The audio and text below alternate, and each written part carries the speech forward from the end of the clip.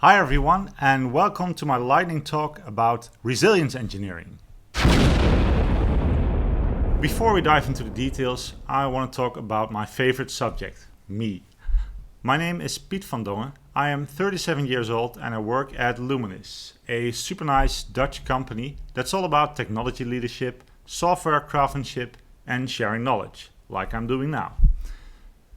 I once started my career as a primary school teacher, then moved to web design, front-end engineering, back-end engineering, and now I am a cloud consultant.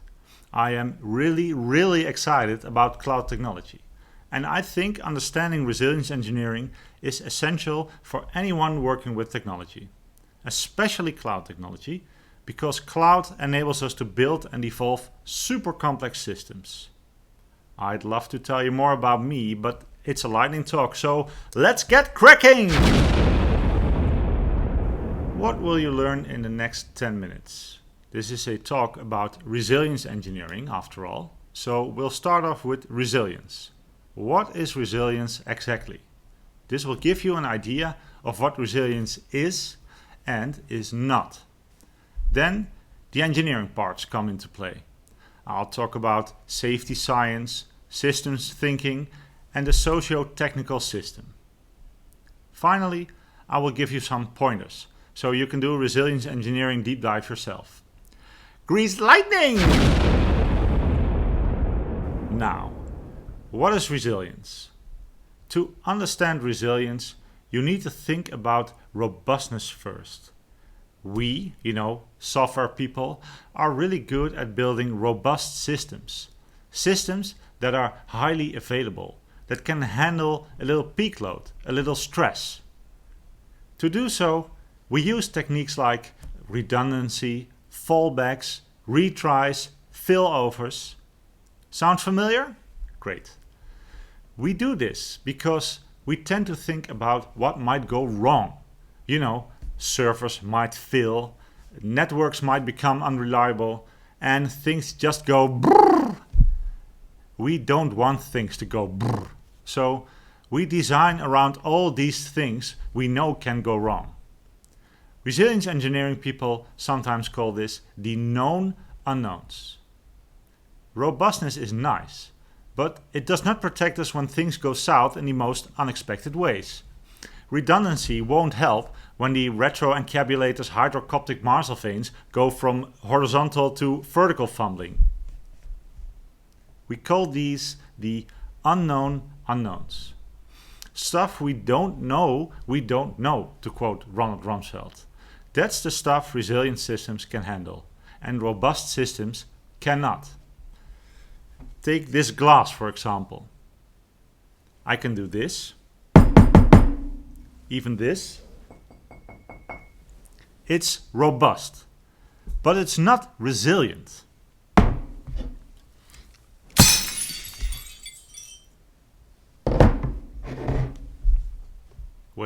Wait, that's not a good example.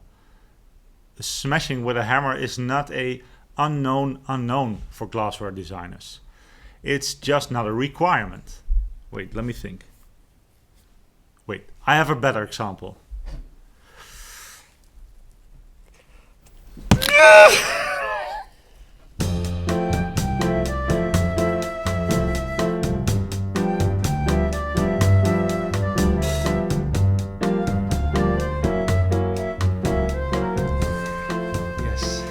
That's a better example. You see, the human body is an excellent example of a resilient system. Even though I just smashed my fingers with a hammer, my body still works. And even better, in a few weeks, these bones will be stronger than before. Great. Now that I've explained the difference between robust and resilient systems, let's dive into the engineering part of resilience engineering. By Thor's hammer! Let's go back to my example about known unknowns, the things we know can go wrong. If you think about things that can go wrong a lot, you tend to focus on preventing them, preventing error. And how do we prevent things? by minimizing variance, for example by not allowing certain input, by writing a lot of documentation. The Boeing 747 Flight Crew Operating Manual is 3,000 pages long. We could enforce things, like making it impossible to shift to reverse while driving your car. That's all fine and dandy, but it only helps us prevent the known unknowns. And there are a lot more unknown unknowns. Have you seen the HBO series Chernobyl? A great example of disaster caused by unknown unknowns. Graphite tips, bad management, cover-up by the government, just to name a few.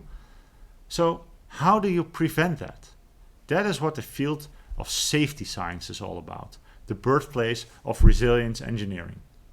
In trying to create a safer world, safety scientists are trying to shift the focus from avoiding things that can go wrong sometimes to making sure things go right most of the time. They do this by focusing not only on technology, but on humans as well. Thunderbirds are go! When resilience engineering advocates talk about systems, they do not mean components or computers or networks. They're talking about the so-called socio-technical system. Socio as in the people that interact with the technology, and technical as in the machines. This perspective is known as systems thinking.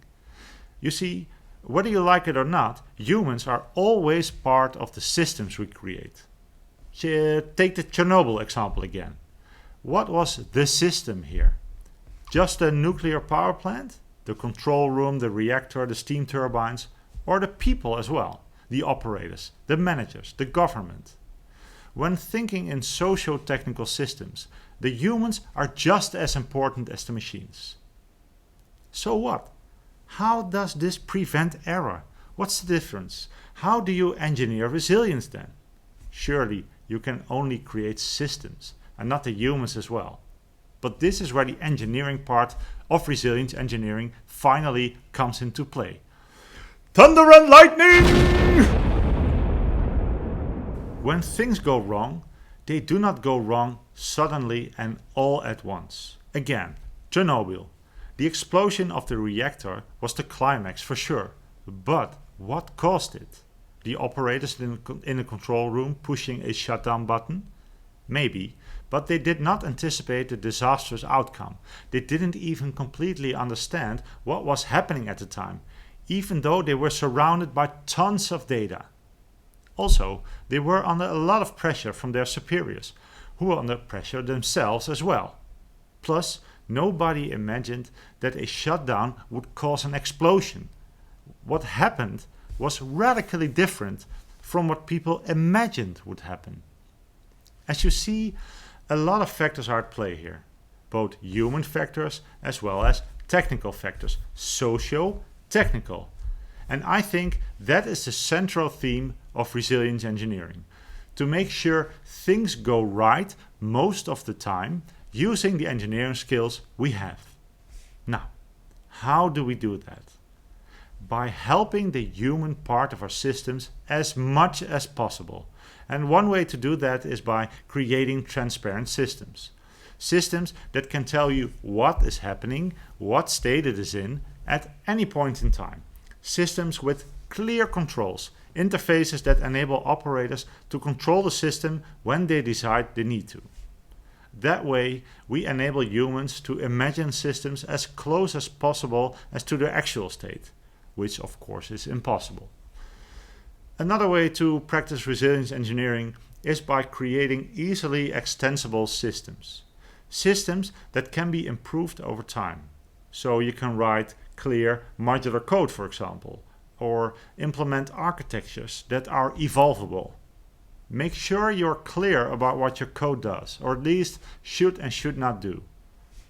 Lastly, when things go wrong, and they will go wrong, keep an open mind.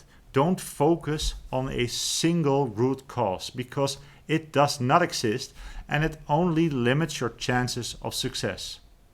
Also, don't blame each other, but use the opportunity to create an even better system. a system that increases the chances of success over time. That is what resilience engineering is all about. Kaboom! In conclusion, resilience is not robustness. Resilience engineering is about creating success, not eliminating error. And resilience engineering is about humans and technology. I hope you've learned something today. This talk only scratches the surface, of course. And the same goes for me. The more I learn about resilience engineering, the more I realize there is so much more to learn. That's why I've created this blog post that will help you dive a little deeper. Thank you very much for listening to me, and I hope you have a great day. Oh, and you can ask me questions now. I hope to see you soon. Goodbye.